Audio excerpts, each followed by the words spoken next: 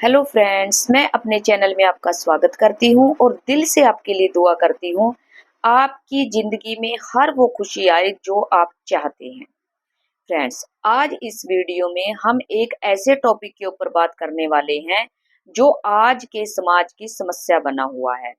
और वो क्या समस्या है, ज़्यादातर पेरेंट्स का कि ये शिकायत रहती है कि हमारा बच्चा हमारे कहे सुने में नहीं है या हमारी बात नहीं मानता। तो ऐसा क्या किया जाए जिससे बच्चा बिल्कुल सुधर जाए और आपकी बात मानने लग जाए और जैसा आप चाहते हैं वैसा आपका बच्चा बन जाए। तो फ्रेंड्स, इसके लिए मैं एक ऐसा पावरफुल तरीका आपको बताने जा रही हूँ जो 100% वर्क करेगा ही करेगा। इसमें कोई शक नहीं है। लेकिन इसके लिए आपको थोड़ा-सा धैर्य रखना पड़ेगा। जैसे माँ के पेट में बच्चा 9 महीने तक रहता है, उसके बाद हमें औलाद का सुख मिलता है। ठीक उसी प्रकार जो मैं ये उपाय बताने जा रही हूँ, इसमें भी आपके बच्चे का एक तरह से नया जन्म होगा और उसमें थोड़ा समय लगेगा। आप धैर्य रखिएगा। लेकिन जो मैं बताने जा रही हूँ, इसकी मैं फुल गारंटी लेती हूँ कि ये 100% वर्क करेगा ही करेगा और पूरी तरह से करेगा। लेकिन बात है आप कितनी शिद्दत के साथ और कितने धैर्य के साथ करते हैं। सबसे पहले तो मैं ये बात बताना चाहती हूँ कि जो भी औलाद आपके घर में जिस भी औलाद ने जन्म लिया है या मेरे घर में जिस भी औलाद ने जन्म लिया है, तो वो कहीं न कहीं उसके साथ हमारा पिछले जन्मों का संबंध है। वो हमारे पिछले जन्मों के कारण हमारे घर में आई है। अगर वो हमारी औलाद हमें सुख दे रही है, तो इसका मतलब है हमने उसको पिछले जन्म में सुख दिया है। और अगर वो हमें दुःख दे रही है, तो कहीं न कहीं हमने उसके साथ बहुत गलत किया है, जिसके कारण वो हमारी लाइफ में आई है। तो फ्रेंड्स, सबसे पहले आपको क्या करना है, उस आत्मा को जो आत्मा आपके बेटे के रूप में आपके घर में आई हुई है, सबसे पहले तो आपको उसे दोष देना बंद करना पड़ेगा। कैसे? दोष देना कैसे बंद करना पड़ेगा कि वो मेरे साथ गलत कर रहा है या मैं उससे परेशान हूँ। नहीं, वो आपके साथ गलत नहीं कर रहा है। कहीं न कहीं आपको ये मानना पड़ेगा कि मैं ही दोषी हूँ, कहीं न कहीं मैंने ऐसे कर्म किए हैं जिसके कारण ऐसी औलाद मेरे घर में आई है। नहीं तो आप देखिए, समाज में ऐसे लोग भी होंगे जिनकी औलाद बहुत अच्छी होगी। तो सबसे पहले तो उसे दोष देना बंद कीजिए, क्योंकि जब तक आप दोष देते रहेंगे, आप अपने नेगेटिव कर्मों को बढ़ाते रहेंगे, अपने सिर का पाप बढ़ाते रहेंगे। क्योंकि दोष देना एक सबसे बड़ा पाप है। दूसरा, अपनी गलती उसी टाइम एक्सेप्ट कर लीजिए भगवान के सामने बैठकर कि ये औलाद मेरे घर में आई है ऐसी, इसके लिए कहीं न कहीं मैं ही ज़िम्मेदार हूँ। मेरी ही गलती है, कुछ न कुछ मैंने ऐसा किया है। जैसे ही हम अपनी गलती को एक्सेप्ट करते हैं, मान लेते हैं, हमारी आधी सज़ा उसी टाइम माफ़ हो जाती है। तीसरा नंबर पे आपको क्या करना है, आपको उस आत्मा से मन ही मन बैठकर उसका ध्यान लगाकर ऐसे ध्यान लगाइए जैसे वो आपके सामने बैठा हो। जब आप भगवान के सामने बैठते हैं, सबसे पहले तो उसको दोष देना बंद कीजिए, भगवान के सामने अपनी गलती एक्सेप्ट कीजिए, भगवान से भी माफ़ी माँगिए और उस आत्मा को अपनी आँखों के सामने लाकर मन ही मन ऐसे सोचिए कि वो आपके सामने बैठे हैं और आप उनसे सच्चे दिल से माफ़ी माँगिए कि कहीं न कहीं मैंने आपका ज़रूर दिल दुखाया है, आपको पीड़ा दी है, कष्ट दिया है।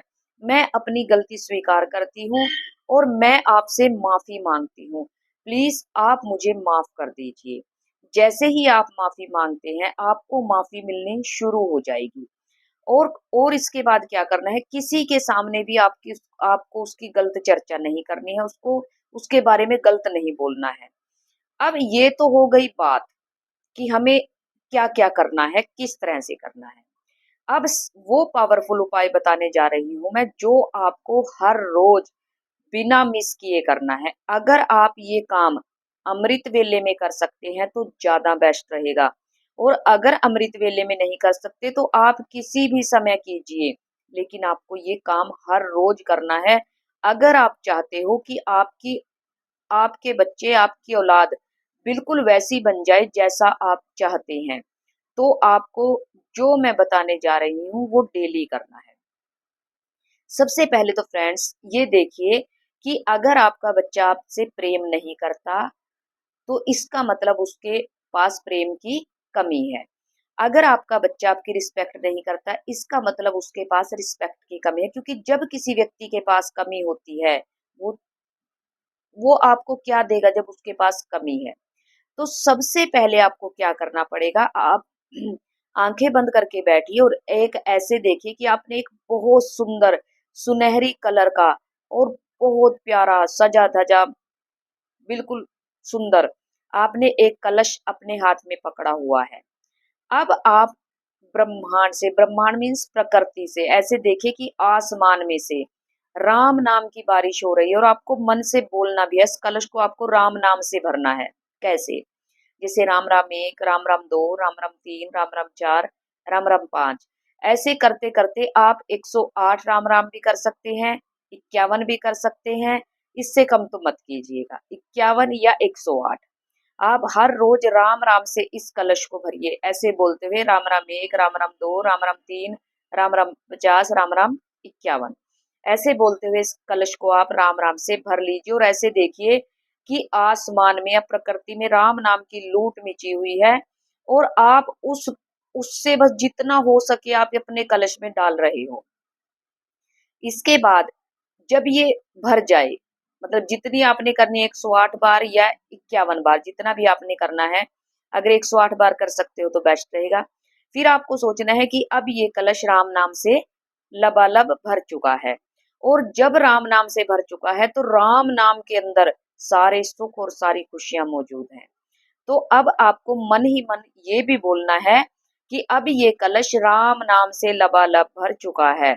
ये कलश प्रेम से, शांति से, रिस्पेक्ट से, सारे सुखों से, सारी खुशियों से, लंबी आयु से, अच्छे संस्कारों से और परम आनंद से, परम शांति से, जो भी आप अपने बच्चे को देना चाहते हैं कि उसके पास रिस्पेक्ट हो देने के लिए, उसके पास अच्छे संस्कार हो और वो सबकी रिस्पेक्ट करे, मेरी भी करे, सबकी रिस्पेक्ट करे, इस कलश के अंदर आप उसको भर दीजिए।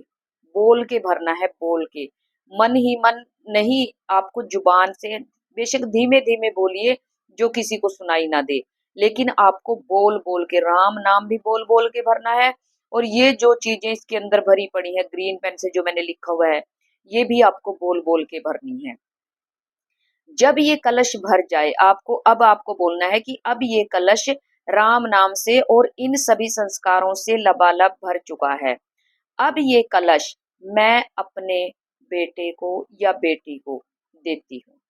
अब बड़े प्रेम से ये देखिए कि वो आपके सामने बैठे हुए हैं और आप उनके हाथों में ये कलश पकड़ा रहे हैं और वो इस कलश को स्वीकार कर रहे हैं और अपने मस्तक से लगा रहे हैं और वो ये बोल रहे हैं कि मैं इस कलश को स्वीकार करता हूँ।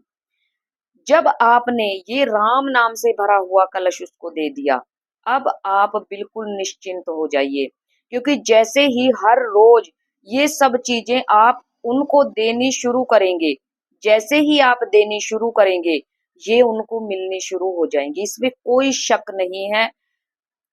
आप इस पे बिल्कुल विश्वास कीजिए, क्योंकि राम नाम अगर हमने एक बार भी ले लिया तो वो हमारे खाते में आ गया, और जब हमने राम नाम किसी को दे दिया तो ये भी उसके पास चला गया।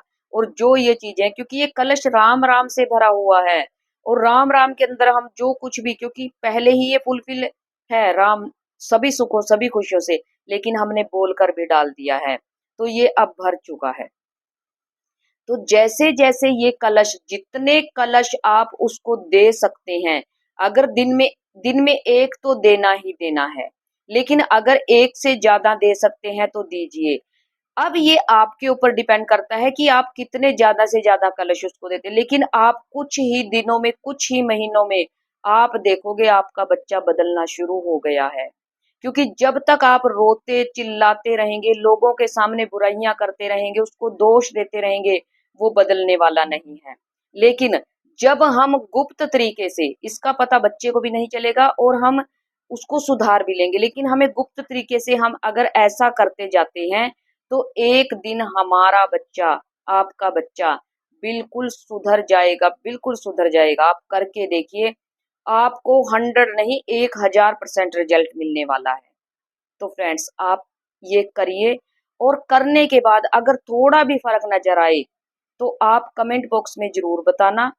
और अगर अभी तक आपने मेरे चैनल को सब्सक्राइब नहीं किया है, तो प्लीज़ ऐसे ही वीडियोस देखने के लिए आप मेरे चैनल को सब्सक्राइब भी कर लीजिएगा। और अगर मेरी वीडियो अच्छी लगी तो प्लीज़ रिक्वेस्ट करके कहती हूँ, आप लाइक ज़रूर किया कीजिए, क्योंकि इससे मेरा हौसला बढ़ता है, मेरी हिम्मत बढ़ती है और मैं अच्छी से अच्छी वीडियो आपके लिए लाने की कोशिश करती हूँ। आप अब तक मेरे साथ इस वीडियो में बने रहे, इसके लिए मैं आपका तहे दिल से धन्यवाद करती हूँ। धन्यवाद।